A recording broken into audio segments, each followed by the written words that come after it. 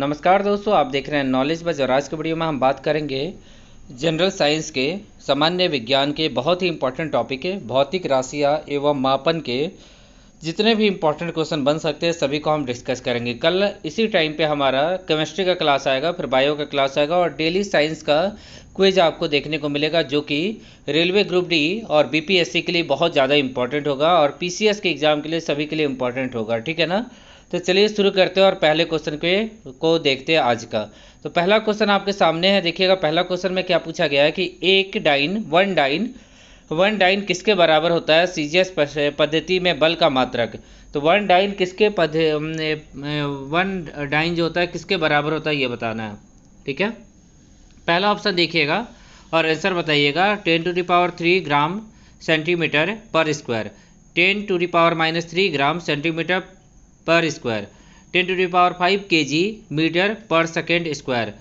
पर सेकेंड देखिएगा, पर सेकेंड स्क्वायर दिया हुआ हर जगह, 10⁻⁵ kg मीटर पर सेकेंड स्क्वायर। तो क्वेश्चन नंबर 1 सही आंसर क्या हो जाएगा? ऑप्शन नंबर डी हो जाएगा। मतलब कि वन डाइन किसके बराबर होता है? 10⁵ kg मीटर पर सेकेंड स्क्वायर। चलिए आगे पूछा है बीपीएससी प्रीलिम्स 2018 का क्वेश्चन है ये। दाब की एसआई मात्रा क्या होती है? प्रेशर का एसआई यूनिट क्या होता है? तो प्रेशर जो होता है मैं बता देता हूँ आप लोग को, P में फोर्स अपॉन में सरफेस एरिया होता है। क्या होता है? फोर्स अपॉन में सरफेस एरिया होता है। फोर्स का न्यूटन होता है और सरफेस एरिया का आप लोग को पता है कि वर्ग मीटर होगा। तो पहला ऑप्शन सही आंसर हो जाएगा, 2 का ए हो जाएगा। ठीक है, आगे देखिएगा। न्यूटन और एरिया का मीटर स्क्वायर, तो वर्ग मीटर स्क्वायर हो जाएगा ए। ऐसे प्रेशर का एसआई यूनिट क्या होता है? पास्कल होता है ना। आगे एसएससी 2016 का क्वेश्चन है, सूर्य की फोटोग्राफी के लिए किस उपकरण का प्रयोग किया जाता है? तो सूर्य की फोटोग्राफी के लिए कौन सा उपकरण का उपयोग किया जाता है? सभी को आंसर पता होगा। पहला ऑप्शन आप लोग देख लीजिएगा और आप लोग को आंसर पता होगा, जल्दी से कमेंट करके आप लोग सिर्फ बता दीजिए कि सही आंसर क्या होगा। तो सोनार होगा, सिस्मोग्राफ होगा, साइक्लोट्रॉन होगा या स्पेक्ट्रोहीलियोग्राफ होगा। तो आप लोग को पता होगा कि सही आंसर क्या हो जाएगा। स्पेक्ट्रोहीलियोग्राफ से सूर्य की फोटोग्राफी के लिए उपयोग किया जाता है। ठीक है, आगे देखिएगा। थर्म किसका यूनिट होता है? तो शक्ति का, उष्मा का, प्रकाश का या दूरी का। तो आप लोग बताइए थर्म किसका यूनिट होता है? क्वेश्चन नंबर 4 का सही आंसर आप लोग बताइए। तो क्वेश्चन नंबर 4 का सही आंसर क्या हो जाएगा? उष्मा का। थर्म किसका यूनिट होता है? तो उष्मा का यूनिट क्या होता है? थर्म होता है। इकाई क्या होता है? थर्म होता है। चलिए आगे देखिएगा। आगे पूछा है एसएससी सीजीएल का क्वेश्चन है ये, सभी प्रीवियस ईयर के क्वेश्चन है। बहुत उच्च ताप को मापने के लिए हम प्रयोग करते हैं, किसका प्रयोग करते हैं? और सभी इंपॉर्टेंट क्वेश्चन है, इससे बाहर कुछ नहीं पूछा जाएगा। तो बहुत उच्च ताप को मापने के लिए हम प्रयोग करते हैं क्या? मरकरी तापमापी, प्लेटिनियम प्रतिरोध तापमापी, ताप विद्युत उत्तर मापी, उपयुक्त में से कोई नहीं। तो क्वेश्चन नंबर 5 सही आंसर आप लोग बताइएगा, सही आंसर क्या होगा। तो क्वेश्चन नंबर 5 का सही आंसर क्या हो जाएगा? ऑप्शन नंबर सी हो जाएगा। मतलब ताप विद्युत उताप मापी। ठीक है, ऑप्शन नंबर सी। चलिए 5 का सी हो गया। तो इसके बाद 6 का देखिएगा। एक्स किरणों के वेवलेंथ को मापने के लिए कौन सा उपकरण का प्रयोग किया जाता है?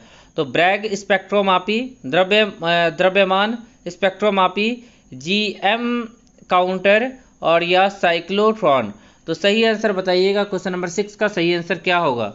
तो एक्स किरणों के तरंग दैर्ध्य को मापने के लिए कौन से उपकरण का प्रयोग किया जाता है? तो यहाँ सही आंसर क्या हो जाएगा?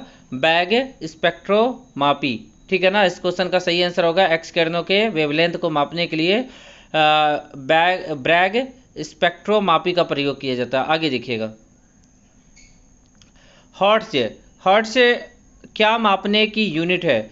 तरंगों की आवृत्ति, वेवलेंथ, तरंग दैर्ध्य, तरंगों की तीव्रता या तरंगों की स्पष्टता। तो सही आंसर आप लोग को पता होगा, सही आंसर बताइएगा क्वेश्चन नंबर 7 का।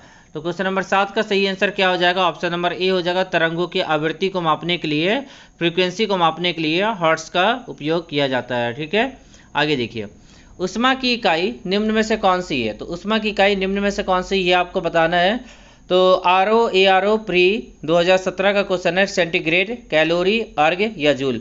उष्मा की इकाई निम्न में से कौन सी है ये आपको बताना है। तो क्वेश्चन नंबर 8 का सही आंसर हो जाएगा ऑप्शन नंबर ए हो जाएगा, सेंटीग्रेड हो जाएगा इस क्वेश्चन का सही आंसर। उष्मा की इकाई कौन सी है? सेंटीग्रेड है।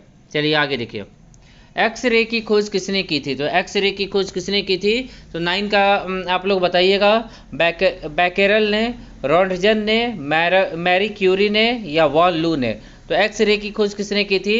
रॉन्टजन ने की थी। ठीक है, ऑप्शन नंबर बी हो जाएगा। चलिए आगे देखिएगा अगला क्वेश्चन, लाइट ईयर क्या होता है? प्रकाश वर्ष क्या होता है? तो सभी को आंसर पता होगा, आप लोग बताइए जल्दी से कमेंट करके, अक्सर एग्जाम में पूछे जाते हैं ये सब क्वेश्चन। चलिए, तो ये मुझे लगता है कि सभी को पता होगा, ऑप्शन नंबर सी होगा, प्रकाश द्वारा एक वर्ष में तय की गई दूरी को हम लाइट ईयर कहते हैं। आगे देखिएगा, आगे देखिएगा क्वेश्चन नंबर 10 के बाद क्वेश्चन नंबर 11 देखिएगा, पार्सेक भी आ गया।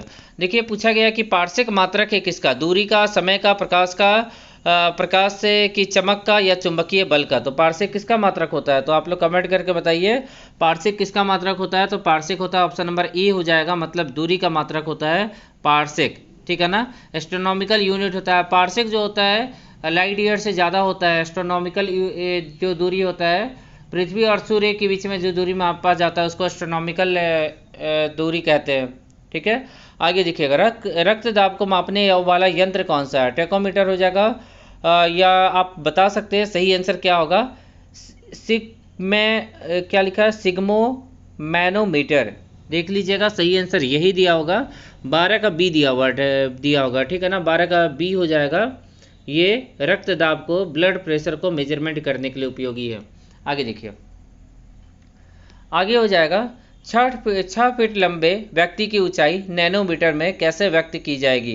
तो 6 फीट व्यक्ति की ऊंचाई नैनोमीटर में, इस क्वेश्चन को मैं सीधा बता देता हूँ। आपका सही आंसर क्या हो जाएगा?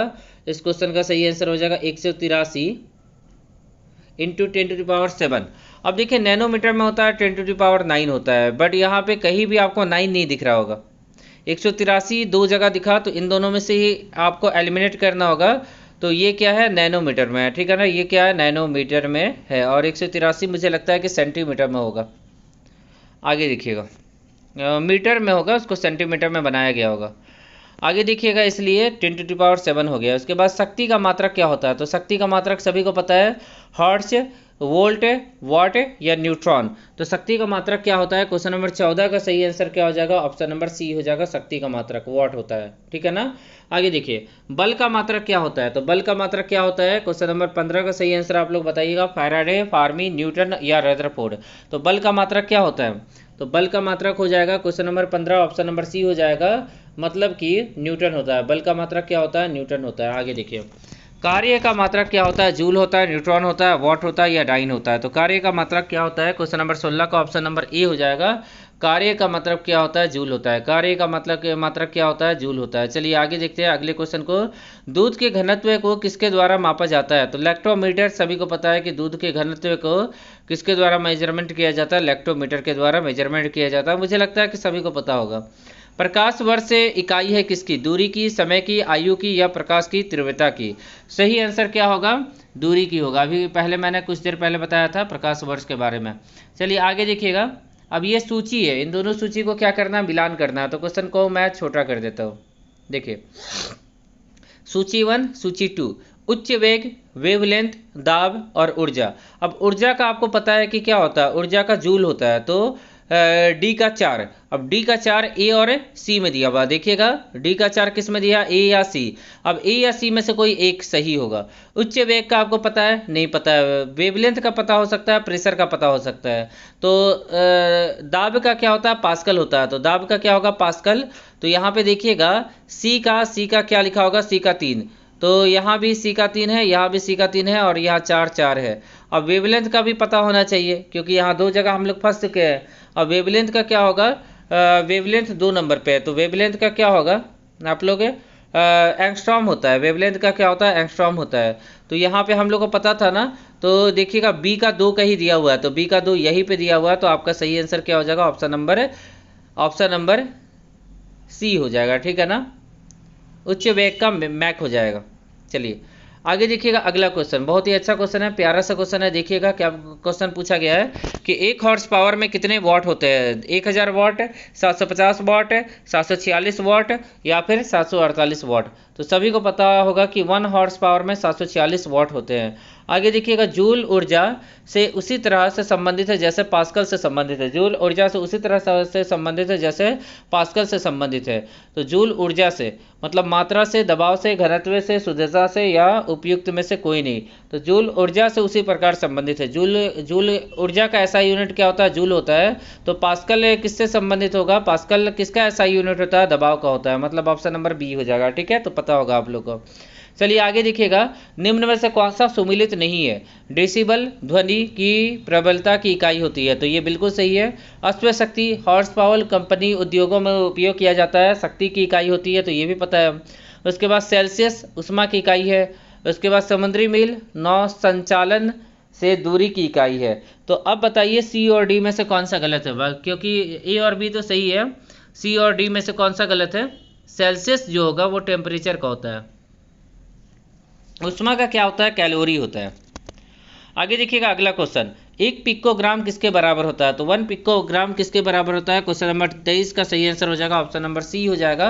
1 पिकोग्राम बराबर होता है 10 के पावर में 12 के ग्राम के बराबर होता है, 10 के पावर में 12 ग्राम के बराबर होता है। पास्कल किसका इकाई होता है। तो पास्कल क्या होता है, प्रेशर का इकाई होता है। पास्कल किसका होता है, दबाव का, पास्कल होता है। उसके बाद देखिएगा वायुमंडलीय दाब की इकाई क्या होती है। तो बार, नॉट, जूल, ओम। तो वायुमंडलीय दाब की इकाई क्या होती है, तो आपको बताना है। क्वेश्चन नंबर 25 का सही आंसर बताइए, वायुमंडलीय प्रेशर का इकाई क्या होता है। तो यहाँ पे वायुमंडलीय प्रेशर का इकाई क्या होता है, बार होता है। वायुमंडलीय प्रेशर का इकाई क्या होता है, बार होता है। ठीक है ना, बहुत ही अच्छा क्वेश्चन है। आगे देखिएगा, तेल एक बैरल निम्न में से लगभग कितना होता है। 131, 171, 9, 201 या 159। तो सही आंसर क्या होगा, 159 होता है एक बैरल में, 159 लीटर होता है। आगे देखिए, लंबाई की न्यूनतम इकाई क्या होती है। तो लंबाई की न्यूनतम इकाई माइक्रोन, एंगस्ट्रॉम, नैनोमीटर या फॉर्मीमीटर। तो आप लोग सभी को पता होगा लंबाई की न्यूनतम इकाई क्या होती है। तो फॉर्मीमीटर जो होती है, फॉर्मीमीटर, ये लंबाई की न्यूनतम इकाई होती है। Question number 27 option number D. आगे, पाइरल हीलियोमीटर का प्रयोग निम्न में से किसे नापने के लिए किया जाता है। तो सन स्पॉट को, सोलर रेडिएशन को, हवा ताप को, पौधे के ताप को। तो क्वेश्चन नंबर 28 का सही आंसर हो जाएगा ऑप्शन नंबर बी हो जाएगा। सोलर रेडिएशन को मेजरमेंट करने में किसका उपयोग किया जाता है, सोलर रेडिएशन को पाइरर हीलियोमीटर का उपयोग सोलर रेडिएशन को उपयोग किया जाता है। ठीक है, उसको मेजरमेंट करने के लिए। हीलियो जहां भी आ जाए वहां उसका संबंध सूरज के साथ होगा। मैनोमीटर के द्वारा किसकी माप की जाती है, वायु दाब, गैसों का दाब, द्रव्यों का घनत्व या सतह पर तेल का दबाव। तो गैसों का दबाव क्या हो जाएगा, मैनोमीटर से मेजरमेंट किया जाता है। तो 29 का क्या हो जाएगा, बी हो जाएगा। आगे देखिएगा अगला क्वेश्चन, अगले क्वेश्चन में क्या पूछा गया। अगले क्वेश्चन में ध्यान दीजिएगा कि सूची 1 और सूची 2 के साथ है, सुमेलित कीजिए कि सही उत्तर नीचे दिए गए कूट, मतलब 2 सूची दिया हुआ है, उन दोनों को मिलान करना है। अब अमीटर किसका होता है, अमीटर होता है धारा का होता है, मतलब ए का 3 हो जाएगा। उसके बाद बैरोमीटर, मुझे लगता है बैरोमीटर प्रेशर का होता है क्या, बैरोमीटर से प्रेशर को मेजरमेंट किया जाता है। तो ए का 3, देखिए तो ए का 3 एक ही जगह दिया हुआ, तो आसानी से मिल गया हम लोग को। ऑप्शन नंबर बी हो जाएगा इस क्वेश्चन का सही आंसर। हम लोग को पता था ए का 3 होगा। अमीटर किससे होता है, धारा, इलेक्ट्रिसिटी जो होता है ना, इलेक्ट्रिक करंट को मेजरमेंट करता है अमीटर। आगे क्वेश्चन नंबर 30 हो गया। क्वेश्चन नंबर 31 देखिए, निम्न तापे किसके द्वारा मापा जाता है। निम्न तापे किसके द्वारा नापा जाता है, मतलब जो लोएस्ट टेम्परेचर होता है वो किसके द्वारा मेजरमेंट किया जाता है। तो एल्कोहल मीटर, पारद थर्मामीटर, अधिकतम गठन थर्मामीटर, निम्न पठन थर्मामीटर। तो क्वेश्चन नंबर 31 सही आंसर हो जाएगा। क्वेश्चन नंबर 31 का ऑप्शन नंबर ए हो जाएगा। क्वेश्चन नंबर 31 का सही आंसर, मतलब एल्कोहल थर्मामीटर हो जाएगा। उसके बाद क्यूसेक में क्या मापा जाता है, जल की शुद्धता, जल की गहराई, जल का बहाव, जल की मात्रा। तो क्यूसेक से क्या मापा जाता है, तो क्वेश्चन नंबर 32 का सी हो जाएगा, जल की बहाव को मापा जाता है क्यूसेक से। आगे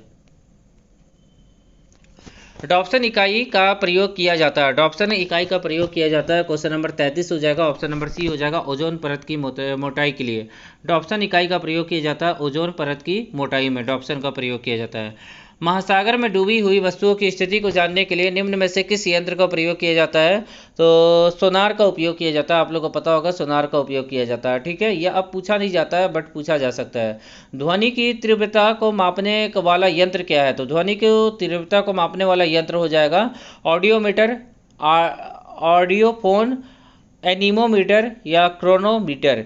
तो सही आंसर क्या हो जाएगा? 35 का दिखेगा, सी या डी में से कोई एक होगा। आप लोग कमेंट करके बताइए, ठीक है ना। सी और डी में से कोई एक होगा, कमेंट करके बताइए। तो सही आंसर हो जाएगा मीटर, कोई भी मापेगा तो ऑडियो मीटर हो जाएगा, ठीक है। ऑडियो फोन से क्या कर सकते हैं? सुन सकते हैं। आगे, पायरोमीटर किसके मापन में प्रयोग किया जाता है? वायुमंडलीय दाब, आर्द्रता, उच्च ताप या घनत्व। तो पायरोमीटर पूछा गया, तो 36 का क्या हो जाएगा? 36 का सही आंसर आप लोग बताइए। 36 का सी हो जाएगा, उच्च ताप हो जाएगा। पायरोमीटर किसके लिए होता है? उच्च ताप के लिए प्रयोग होता है पायरोमीटर, ठीक है। आगे देखिए, 36 का सी हो गया। आगे देखिएगा अगला क्वेश्चन, क्वेश्चन नंबर 37 से में पूछा गया, एनीमोमीटर निम्न में से किसका मापन किया जाता है? पानी के बहाव की गति, पानी की गहराई, पवन वेग, प्रकाश की तीव्रता। तो एनीमोमीटर से किसका उपयोग किया जाता है? एनीमोमीटर से किसको मेजरमेंट किया जाता है, किसका मापन किया जाता है? तो 37 का सही आंसर अभी तक आ गया होगा, 37 का पवन वेग। एनीमोमीटर से क्या मेजरमेंट किया जाता है? पवन वेग को मेजरमेंट किया जाता है, ठीक है। बहुत ही अच्छा क्वेश्चन है। आगे देखिए,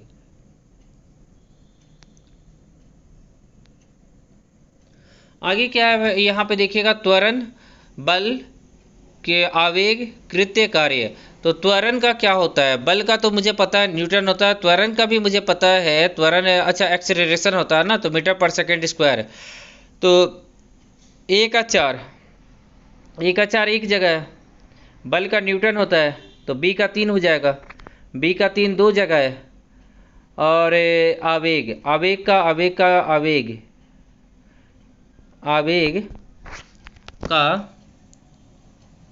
आवेग का क्या होगा, ठीक है ना। आवेग क्या होगा? आप लोग कमेंट करके मुझे बताइए। क्वेश्चन नंबर कौन सा है? क्वेश्चन नंबर 38 है। तो क्वेश्चन नंबर 38 का सही आंसर हो जाएगा, ऑप्शन नंबर डी दिया हुआ है, जो मैं सोच रहा था। क्वेश्चन नंबर 38 का ऑप्शन नंबर डी हो जाएगा, ठीक है। आवेग का क्या हो जाएगा? 2 हो जाएगा, न्यूटन सेकेंड हो जाएगा आवेग का। आगे, ये मोमेंटम लग रहा है मुझे, आवेग मतलब इंग्लिश में आप लोग बताइएगा क्या होता है। आगे देखिएगा, आगे देखिएगा, निम्न एसआई यूनिटों में से कौन सी सही सुमिलित नहीं है? कार्य, जूल। कार्य का क्या होता है? जूल होता है, कमेंट करके बताइए। कार्य का क्या होता है? जूल होता है, सही है। बल का न्यूटन होता है, ये भी सही है। द्रव्यमान का केजी होता है, ये भी सही है। और प्रेशर का क्या होता है? पास्कल होता है। यहाँ पे ये गलत हो जाएगा, ठीक है, पास्कल होना चाहिए था। चलिए आगे देखिएगा, यहाँ पे फिर से मिलान करना है आपको। देखिए, वॉट, वॉट किसका होता है? शक्ति का होता है, वॉट होता है, ठीक है। कितने पावर का वॉट हो जाएगा? बल्ब होता है ना, तो शक्ति का वॉट हो जाएगा। मतलब ए का 4 और ए का 4 एक ही जगह है, तो सही आंसर क्या हो जाएगा? सी हो जाएगा। ए का 4 एक ही जगह है, तो सही आंसर क्या हो जाएगा? सी हो जाएगा। और क्वेश्चन नंबर 40 था, ठीक है। Question number 40 option number C. आगे देखिएगा, इसमें फिर से मिलान ही करना आपको। तो एम्पियर, किसी एक का देख लीजिए, कैलोरी, विभवांतर, वोल्ट होगा, मतलब डी का 4 होगा। एम्पियर धारा हो जाएगा, मतलब बी का 1 डी का 4। देखिए तो बी का एक एक ही जगह दिया हुआ है ना, मतलब ऑप्शन नंबर ए हो जाएगा। क्वेश्चन नंबर 41 में ऑप्शन नंबर ए हो जाएगा, ठीक है। तो ये हल्का सा भी आपको नॉलेज होगा तो ऐसे क्वेश्चन बना सकते हैं आप। आगे देखिएगा, निम्न में से कौन सा सुमिलित नहीं है, ये आपसे पूछा गया। तो 42 का सही आंसर आप लोग बताना है। तो 42 का सही आंसर क्या होगा? नॉट, जहाज की चाल की माप, ये सही है। नॉटिंगल मील, नौ संचालन में प्रयुक्त दूरी की इकाई। एंगस्ट्रॉम, प्रकाश के वेवलेंथ की इकाई। और प्रकाश वर्ष, समय मापन की इकाई। तो ये गलत है, समय मापन की इकाई नहीं है, दूरी की इकाई है। आगे देखिएगा, छोटा करता हूं मैं। एन्यूमोमीटर आर्द्रता हो जाएगा, एन्यूमोमीटर, सिस्मोग्राफ, बैरोग्राफ है, हाइग्रोमीटर। तो यहाँ सही आंसर क्या हो जाएगा? आप लोग कमेंट करके मुझे बताइए। क्वेश्चन नंबर 43 का सही आंसर क्या हो जाएगा? तो एन्यूमोमीटर क्या हो जाएगा? आप लोग कमेंट करके बताइए, किसी एक का पता होना चाहिए। सिस्मोग्राफ है, हाइग्रोमीटर, सिस्मोग्राफ, हाइग्रोमीटर, ठीक है। एनोमीटर होता है वायु वेग। तो 1 का 3 एक ही जगह दिया हुआ है, तो सही आंसर क्या हो जाएगा? ऑप्शन नंबर 4 हो जाएगा। आप लोग देख लीजिए, ऑप्शन नंबर 4 सही आंसर होगा। बी का 1 मतलब सिस्मोग्राफ वायुमंडलीय प्रेशर को, और उसके बाद सी का 2 मतलब बैरोग्राफ हो जाएगा वायुमंडलीय दाब को। ठीक है, और हाइग्रोमीटर हो जाएगा आर्द्रता नमी। आगे, निम्न में से कौन सा सुमेलित नहीं है? मैनोमीटर, उसके बाद सिस्मोमीटर सुमेलित नहीं है, ये पूछा है। मैनोमीटर से प्रेशर मापा जाता है, देखिए तो सही है। और मुझे जो लगता है 44 का डी हो जाएगा। सरफेस पृष्ठ वक्रता मेजरमेंट नहीं किया जाता सिस्मोमीटर से। चलिए, झूठ का पता लगाने वाला यंत्र किस नाम से जाना जाता है? तो सभी को पता होगा, पॉलीग्राफ के नाम से जाना जाता है झूठ का पता लगाने वाला यंत्र। ठीक है, ऑप्शन नंबर ए इस क्वेश्चन का सही आंसर होगा। तो दोस्तों, जितने भी इंपॉर्टेंट साइंस के पहले अध्याय में क्वेश्चन थे सभी को हमने देख लिया। और ये जो टॉपिक का नाम था भौतिक राशियाँ और मापन। कल हम देखेंगे केमिस्ट्री का पहला टॉपिक है। डेली आपको फिजिक्स, केमिस्ट्री, बायो का क्विज देखने को मिलेगा। और ये मैं बता दूं दृष्टि के बुक से, तो आप चाहे तो वहाँ से पढ़िए और उसके बाद यहाँ पे आप अपने आप को टेस्ट कर सकते हैं कि आपको कितना क्वेश्चन आता है। ठीक है, ये एक डिस्कशन टाइप का हो गया, डेली हम डिस्कशन करेंगे। और आज फिजिक्स का पहला हमने टॉपिक देखा भौतिक राशि एवं मापन। अब कल देखना है केमिस्ट्री का द्रव्यमान एवं उनके गुण। ठीक है, उसके बाद बायो का देखेंगे जैविक वर्गीकरण। तो हम लोग फिजिक्स, केमिस्ट्री, बायो सभी को एक साथ लेकर चलेंगे और दृष्टि जो पूरा बुक है उसको कवर करेंगे। उसके बाद और भी साइंस के बुक को हम कवर करेंगे। ठीक है ना? तो वीडियो अच्छा लगा हो तो वीडियो को प्लीज़ लाइक करके, चैनल को प्लीज़ सब्सक्राइब करके हमें सपोर्ट कीजिएगा। आशा करता हूँ कि आज का दिन आप लोग का काफ़ी अच्छा रहे। आपके मन में कोई भी डाउट होगा तो आप लोग कमेंट करके मुझे बताइएगा। थैंक यू, आपने वीडियो अंत देखते गए। Thank you.